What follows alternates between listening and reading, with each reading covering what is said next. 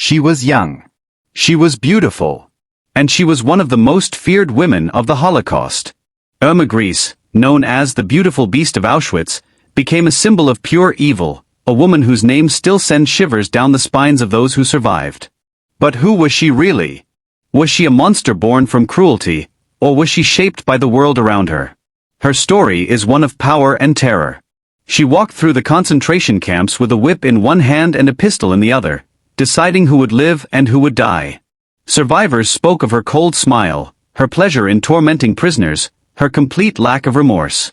Yet, she was not a hardened war general or a political leader. She was a woman in her early 20s, raised in a simple German family. How does an ordinary girl become one of the most infamous figures of World War II?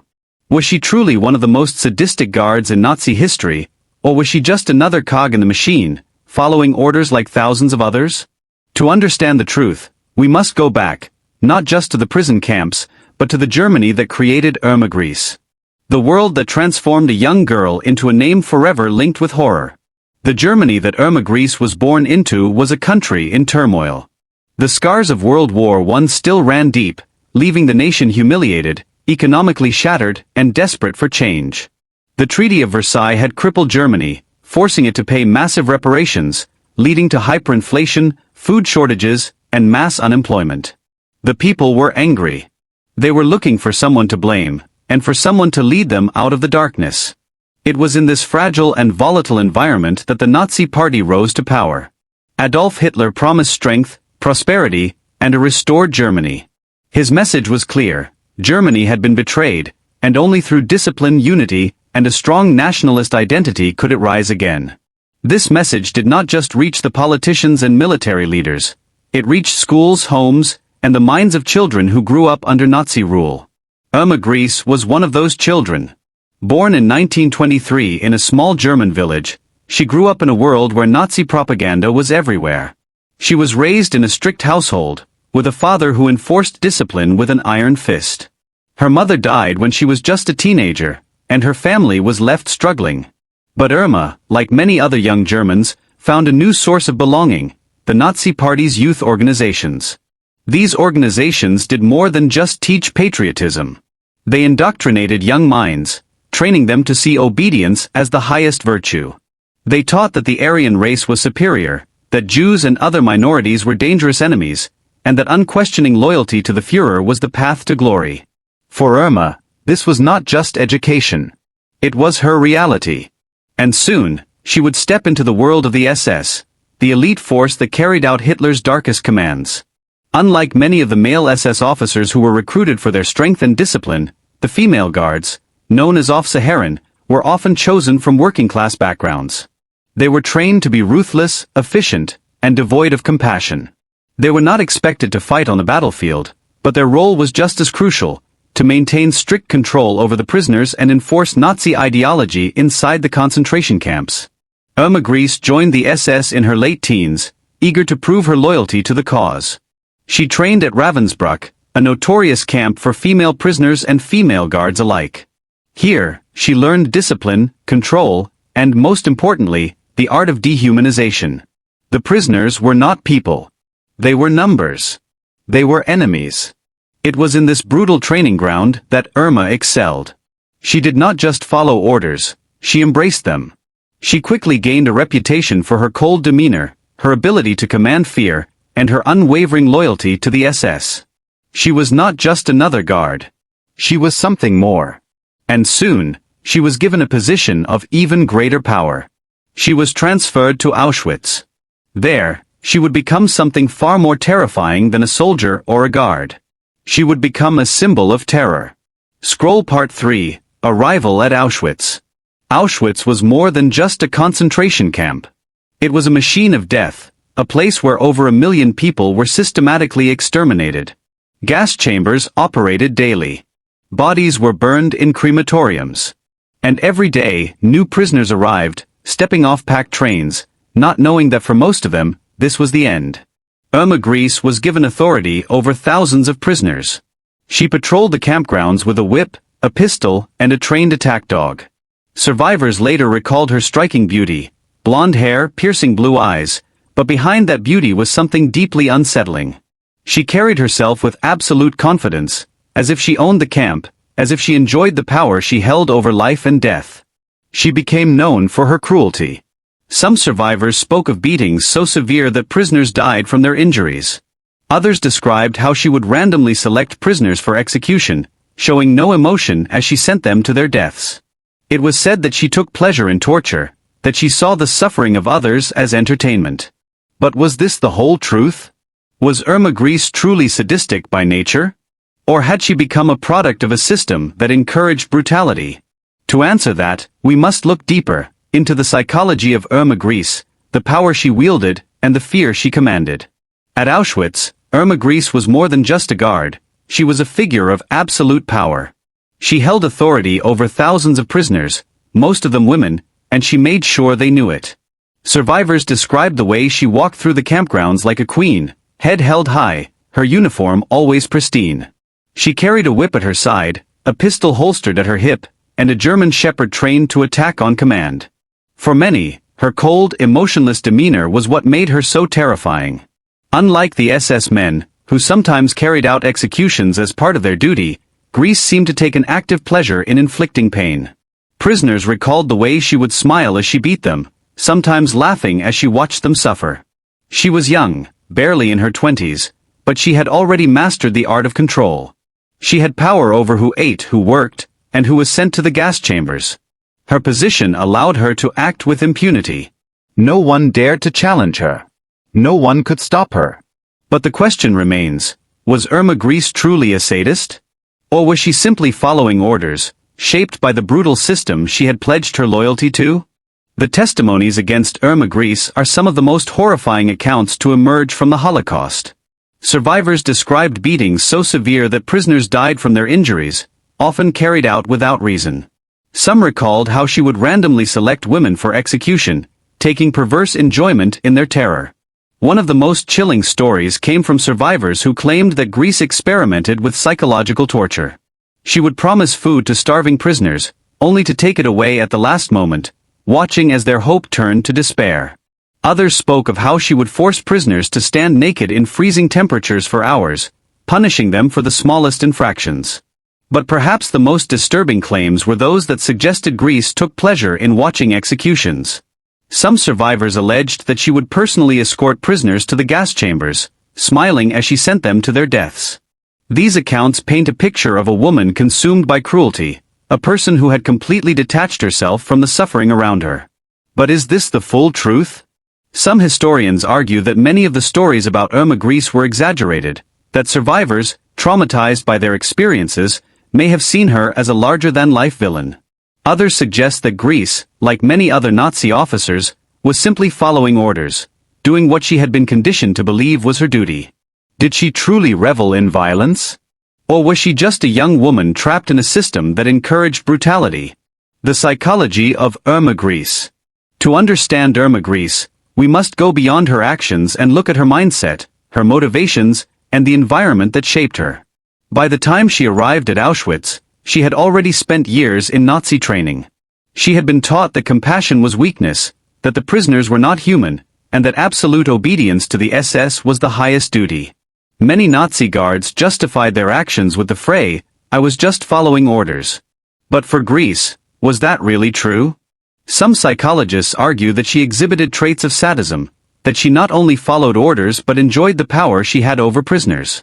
Others believe that she became desensitized to violence, much like many other SS officers who were exposed to constant brutality. The Milgram experiment, conducted after World War II, showed that ordinary people, when placed in a position of authority, could be pressured into committing acts of cruelty. Could Irma Grese have been another example of this phenomenon? Or was she something more, a person who fully embraced the ideology of the Nazi regime, not just as a duty, but as a belief? These questions remain unanswered. But what is undeniable is that by the end of the war, Irma Grese had earned her place as one of the most feared figures of the Holocaust. And soon, she would have to face justice for her crimes. By 1944, the war was turning against Nazi Germany. The Soviet Red Army was advancing from the east, while the Allies were pushing in from the west.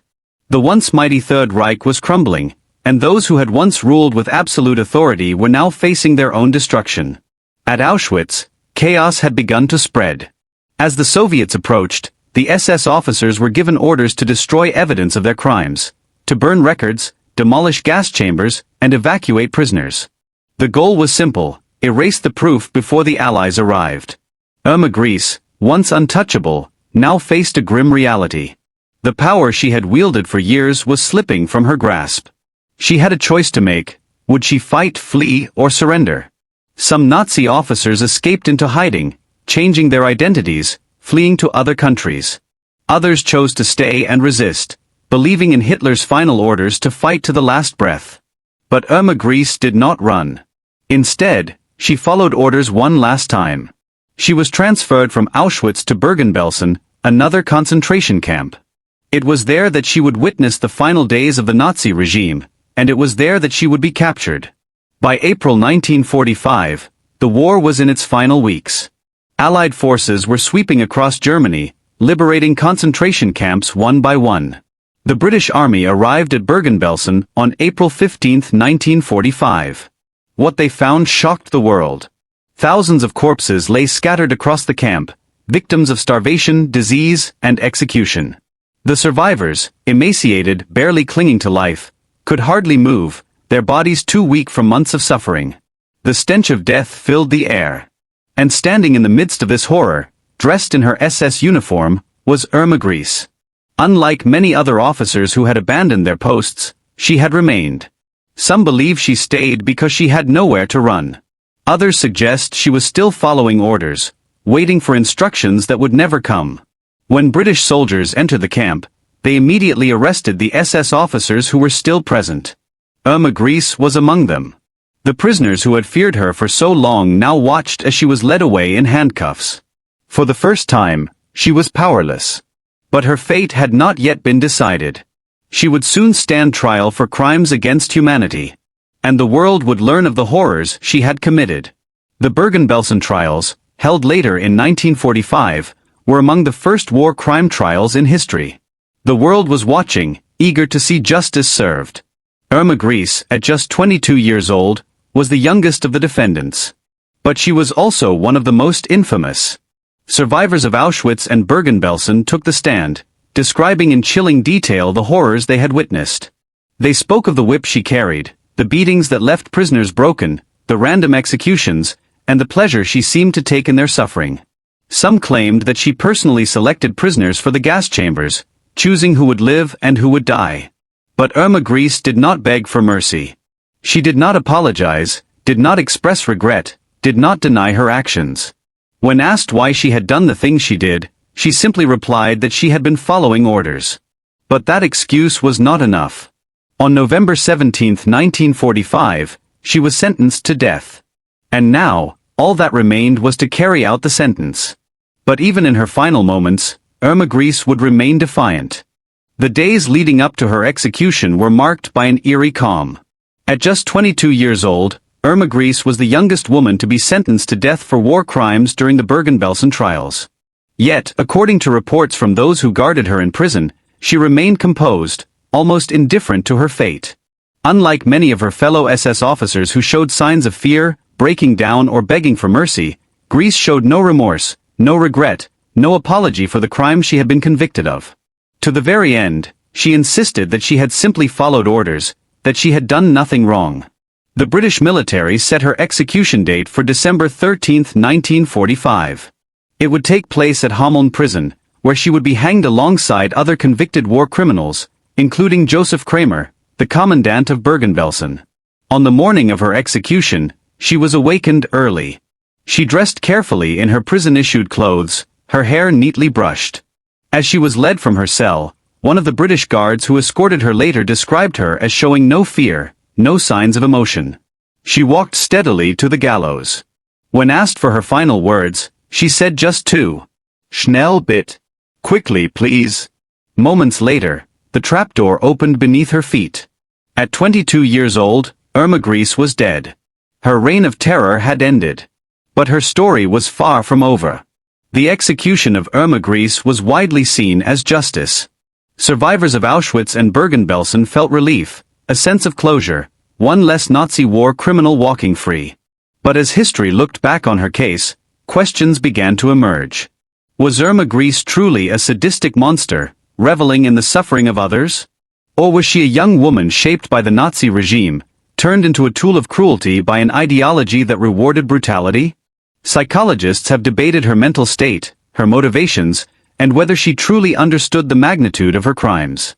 Some historians argue that she was nothing more than a follower, a cog in the machine of Nazi Germany, who became consumed by the power she was given. Others suggest that she willingly embraced her role, that she was not just a guard but an active participant in some of the worst atrocities of the Holocaust. There are even those who claim that her trial was rushed, that the evidence against her, while compelling, was not as concrete as it should have been. Some witnesses gave conflicting accounts, and in the chaos of post-war justice, some Nazi officers were executed on testimony alone. But for the survivors, there was no doubt. The women who had been under her watch, who had suffered under her command, who had seen her brutality firsthand, they knew what she was. And they believed she got what she deserved.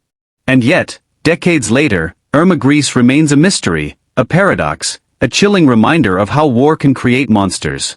Over 75 years have passed since Irma Grese was executed, yet her name still lingers in history. She was not the highest-ranking Nazi officer. She was not the most powerful. Yet, she is one of the most remembered. Her story represents something unique, the fact that evil is not always found in generals or warlords. Sometimes, it is found in the face of a 22-year-old woman, dressed in an SS uniform, walking through Auschwitz with a whip in her hand. Her legacy serves as a warning. That ordinary people can become part of something horrifying. That power, when given to the wrong hands, can corrupt absolutely. That the crimes of the past must never be forgotten, lest they be repeated. And so, the question remains. Was Irma Grese a sadist, a monster who deserved her fate? Or was she just another soldier, shaped by war, twisted by ideology, and abandoned by history? Perhaps the truth lies somewhere in between. But what is undeniable is that her name will never be erased from history. Because monsters are not born, they are made. Irma Grese's story is not just about one woman. It is a story about power, indoctrination, and the human capacity for cruelty. She was young, barely out of her teenage years, yet she became one of the most feared figures in the Nazi concentration camps. Was she a victim of her environment, conditioned to be ruthless by a brutal system? Or was she someone who truly enjoyed the suffering of others? This is a question that has haunted historians and psychologists for decades. Survivors who encountered her firsthand describe her as a sadist, a woman who laughed as prisoners suffered, who treated human lives as though they were meaningless. But some records suggest she was not the worst of the Nazi guards, that she was a cog in a much larger machine of systematic dehumanization and genocide. So who was Irma Grese? A monster? A brainwashed soldier? A woman who made the wrong choices? Or was she all of these things at once? What do you think? History does not forget names like Irma Grese. Her crimes were recorded, her victims testified, and her sentence was carried out. But what can we learn from her story? Could someone like Irma Grese exist again in the modern world? Could the same mechanisms that turned a young woman into a war criminal still be at work today? Let us know your thoughts in the comments. And if you found this story chilling, be sure to check out our deep dive into The Doctors of Death, Nazi Human Experiments Exposed. A shocking look into the medical atrocities committed under Hitler's regime. Click here to watch now. Don't forget to like, subscribe, and hit the bell icon so you never miss an episode of our deep explorations into history's darkest moments. Because history is not just about what happened, it's about what could happen again.